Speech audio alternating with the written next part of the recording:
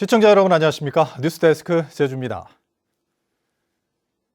정부의 재난지원금 신청과 지급이 순차적으로 이뤄지고 있지만 곳곳에서는 여전히 혼란이 이어지고 있는데요. 주민등록지 기준일 규정과 상품권이나 카드 포인트로만 지급돼 사용에 제한을 받는 이들이 많아 제주도가 정부의 제도 개선을 요구하고 나섰습니다. 박성동 기자입니다. 10여 년 동안 서울에서 살다 지난달 고향인 제주로 이사온 고현승 씨. 정부 긴급재난지원금 40만 원을 받았지만 제주에서는 사용할 수 없다는 사실에 막막해졌습니다.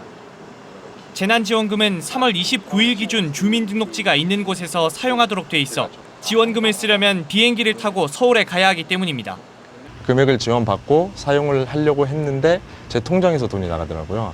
도서 구입이라거나 해서 사용처 같은 거를 어느 정도 구상을 해뒀는데 이렇게 돼버리니까 되게 갑자기 막히게 돼서 되게 좀 황당한 심정이고요. 이처럼 기준일 이후에 제주에서 이사를 가거나 제주로 이사와 정부 재난지원금을 제대로 사용할 수 없게 된 이들은 7,500여 명. 제주도는 이들을 구제하기 위해 규정을 바꿀 필요가 있다며 정부에 개선을 건의했습니다. 현재 거주지 증명을 통해 적어도 현재 거주하는 지역에서는 사용할 수 있도록 해야 한다는 겁니다. 현재 주민등록 주소지를 증명하는 서류만 제출하면 해당 지역에서 지원금을 사용할 수 있도록 조치가 이루어져야 하는데 이러한 조치가 이루어지지 않으면 실제로 사용할 수 없는 문제가 발생을 합니다. 상품권이나 카드 포인트로 제한된 지급 방식에 대해서도 개선을 촉구했습니다. 공과금이나 자녀 교육비, 채무 상환 등 현금 사용이 절박한 저소득층을 위해 현금으로 지급하고 신청 과정에서 기부금 입력 실수를 처리하기 위한 시스템 구축도 요청했습니다. 지역 상권의 매출 확대 등 여러 가지 목표도 좋지만 정책 목표를 너무 여러 가지를 섞어놓지 말고 국민 개개인의 긴급한 필요에 쓸 수 있도록 한다는 본질에 집중해야 합니다. 청와대 국민청원 게시판과 인터넷 커뮤니티 등에서는 속히 사용지역 제한을 개선해달라는 요구가 잇따르는 상황. 재난지원금 사각지대를 해소하기 위한 제도 보완이 시급합니다. MBC 뉴스 박성동입니다. 제주도가 2차 제주형 재난긴급생활지원금도 현금으로 지급하기로 했습니다. 원지사는 기자브리핑을 통해 다음 달 예정된 제주도 재난긴급생활지원금 지급 방식을 원칙적으로 현금으로 지급하겠다고 밝혔습니다.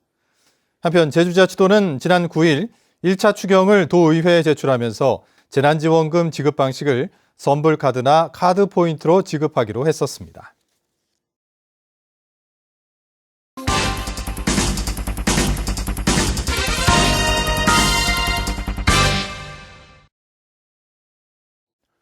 제주시 노형동에 완공을 앞두고 있는 초대형 빌딩인 드림타워가 카지노 건물의 야간 조명을 밤새도록 가동하면서 논란이 일고 있는데요. MBC 취재 결과 사업자가 야간 조명을 심의해달라고 요청했는데도 제주도가 제대로 심의도 하지 않고 경관 심의를 통과시켜준 것으로 드러났습니다. 조인호 기자입니다. 카지노 건물의 야간 조명을 밤새도록 가동하면서 지역 주민들의 민원이 잇따르고 있는 드림타워 복합 리조트. 사업자인 롯데관광개발은 조명을 장시간 가동해도 문제가 없는지 시험 가동했다고 밝혔습니다. 실제로는 가동 시간과 조명의 강도를 제한하겠다며 지난해 12월 경관 심의를 통과할 때 이 같은 운영 계획까지 제출했다고 해명했습니다.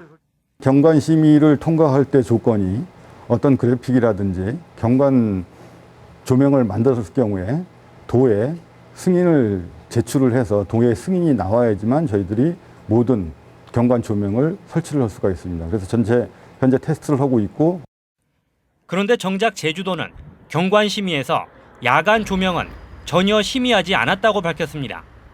심의 대상이 아니어서 경관위원회의 자문을 받아보라는 공고 의견만 붙여 통과시켰다는 것입니다.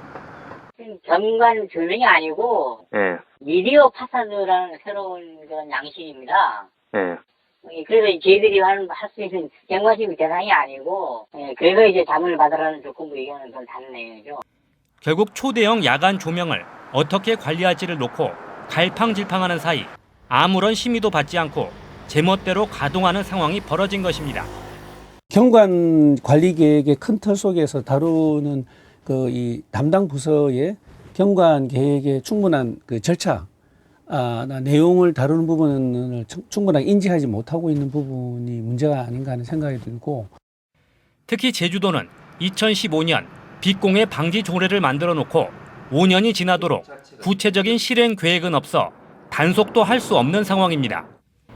결국 빗공해를 사전에 제대로 심의도 하지 않았고 지금으로서는 규제할 대책도 전혀 없는 상황이어서 건물이 완공된 뒤에도 논란이 적지 않을 것으로 보입니다. MBC 뉴스 조인호입니다. 행정안전부가 제주 제2공항이 건설되면 홍수 위험이 있다며 국토교통부에 대책을 요구한 것으로 확인됐습니다.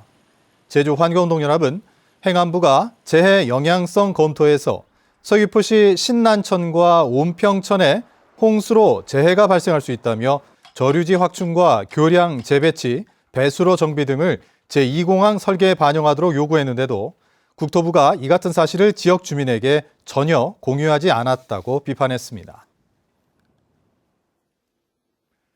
제주 하수처리장의 처리 용량이 포화 상태에 이르면서 악취로 인한 주민들의 불만이 계속 쌓여가고 있는데요. 일부 주민들이 제주도를 상대로 손해배상 소송을 처음으로 제기하면서 치열한 법적 공방이 예상되고 있습니다. 김항섭 기자의 보도입니다. 제주 하수 처리장에서 약 50m 떨어진 곳에 위치한 한 숙박시설. 최근 제주도와 제주 하수 처리장 설비 업체를 상대로 8천만 원을 배상해야 한다는 손해배상 청구 소송을 제기했습니다. 2015년부터 최근까지 악취 때문에 영업에 피해를 입었다는 게 이유입니다. 실제 인근 주민들도 악취 피해를 호소하고 있습니다. 음식물 쓰레기를 버릴 때 딱 그 악취의 한 2배에서 3배 정도의 역한 냄새가 이거는 도저히 못 맡겠다 할 정도로. 제주 하수 처리장은 최근 몇 년 사이 하수 처리량이 포화 상태에 이르면서 하수 역류 사태가 발생하는 등 악취 관련 민원이 급증하기 시작했습니다. 제주도 보건환경연구원이 2015년부터 지난 3월까지 하수 처리장 부지 경계와 악취 방지 시설 배출구에서 31차례 악취를 측정한 결과 기준치를 초과한 경우는 모두 2차례. 제주도는 악취 발생을 줄이기 위한 시설을 확충하는 등 악취 저감을 위해 최선을 다했다는 입장입니다. 악취는 감각공이거든요. 최대한도로 피해 안 입고 저감시키는 게 저희 임무고 저희 겁니다. 그래서 계속적으로 그걸 시설을 계속 했거든요. 방치한 게 아니고. 지난 2000년 중앙환경분쟁조정위는 마산시 주민 1,100여 명이 하수처리장 악취로 피해를 입었다며 마산시를 상대로 낸 재정 신청에서 운영상 문제점이 있다며 주민들에게 3억 2천만 원을 배상하라고 결정했습니다. 이번 소송 역시 제주 하수처리장의 운영 과정에 잘못이 있는지가 쟁점이 될 예정으로 법원이 주민들의 손을 들어줄 경우 유사 소송이 잇따를 것으로 예상됩니다. MBC 뉴스 김항섭입니다. 코로나19 추경안을 심의할 제주도의회 제382회 임시회가 오늘 8일간의 회기로 열렸습니다. 김태석 의장은 개회사에서 방역과 관광이 공존하는 시스템을 구축하고 위기의 영세업자와 특수고용직 노동자를 위한 사회 안전망을 더 촘촘히 만들어야 한다고 말했습니다. 이번 임시회에서는 긴급재난지원금 재원 2,309억 원이 포함된 6조 538억 원 규모의 제주도 추경 예산안과 제주도교육청 추경안 처리와 함께 지하수자원 특별관리구역 확대 동의안 등에 대한 심의도 진행됩니다. 4.3 특별법 개정안 처리가 20대 국회에서 사실상 무산됐는데요. 다음 달 개원하는 21대 국회에서 처리되기 위해서는 여당과 야당이 함께 나설 수 있도록 철저한 준비가 필요하다는 의견이 나왔습니다. 오승철 기자가 보도합니다. 2017년 12월에 발의된 4.3 특별법 개정안은 국회 행정안전위원회의 문턱을 넘지 못하고 자동 폐기를 앞두고 있습니다. 1조 8천억 원에 이르는 배보상 비용에 대한 기재부의 난색과 야당의 비협조가 가장 큰 원인으로 꼽힙니다. 하지만 대통령과 여당 국회의원만 믿고 도내 정치권이나 시민사회가 손을 놓고 있었다는 자성의 목소리가 나왔습니다. 그래서 우리는 대통령이 말씀에 상당히 너무 많이 의존하지 않았나 이런 생각을 합니다. 거기에 때문에 좀 아니한 점이 있었고. 특별법 개정의 적기는 문재인 대통령의 임기 전까지인데 야당의 협조를 이끌어낼 수 있는 전략이 중요하다는 데 의견이 모아졌습니다. 이제 제주도의 세 분의 의원님들이 중심이 돼서 하나의 안을 만들어서 그 공동 발의에 대해서는 우리 제주도의회에서 그리고 원희룡 지사께서 합심해서 도의회라든가 범도민 좀 대응 기구를 만들어서 특별법만큼은 누구나 다 합의해서 함께 힘을 모을 수 있는 방향으로 갔으면 좋겠다는 생각이 좀 있고요. 특별법 개정의 목표를 명확히 하고 조문을 심사하는 과정에서 유연성 있게 대응하자는 전략도 제시됐습니다. 안건을 만들면 이걸 다 통과시키자고 이런 우선 노력을 해야죠. 그러나 때에 따라서는 2보 전진하면서 1보는 양보하는 그런 어떤 각오도 해야 한다. 4.3 유족회와 도의회 4.3 특위는 범도민 기구를 구성하고 토론회나 공청회를 여는 등 특별법 개정을 위해 함께 노력하기로 했습니다. MBC 뉴스 오승철입니다. 제주 4.3 교육을 위한 동영상이 전국 시도교육청에 보급됩니다. 제주도교육청은 온라인을 통한 교원 역량 강화를 위해 제주 4.3의 역사적 배경과 경과, 현대적 의의 등의 내용이 포함된 동영상인 제주 4.3의 이해를 교육청 유튜브 채널에 게시했다고 밝혔습니다. 또 제주 MBC가 제작한 평화 인권 교육용 영상 4편을 도교육청 자료실에 게재해 교원들이 공유할 수 있도록 했습니다. 서울, 이태원 등 코로나19 집단 감염과 관련해 방문 이력을 자진 신고한 도민이 150여 명으로 늘었습니다. 제주도에 따르면 지난달 24일부터 이달 6일까지 집단 감염이 발생한 서울, 이태원과 논현동 등을 방문했다고 신고한 도민은 158명으로 어제보다 42명 늘었습니다. 이 가운데 14번 확진자를 제외한 157명이 모두 음성 판정을 받았습니다. 서울 집단 감염 지역 방문 이력자는 보건소 선별진료소에서 이름을 밝히지 않고 무료로 코로나19 검사를 받을 수 있습니다. 제주 서부경찰서는 연립주택 화재로 숨진 채 발견된 아기의 시신을 부검한 결과 화재로 인한 질식사라는 소견이 나왔다고 밝혔습니다. 경찰과 소방당국은 화재 현장에서 발견된 유류 용기와 형광등 등을 수거해 국립과학수사연구원에 감식을 의뢰하는 한편 건물 주변 CCTV와 감정 결과 등을 분석하고 있습니다.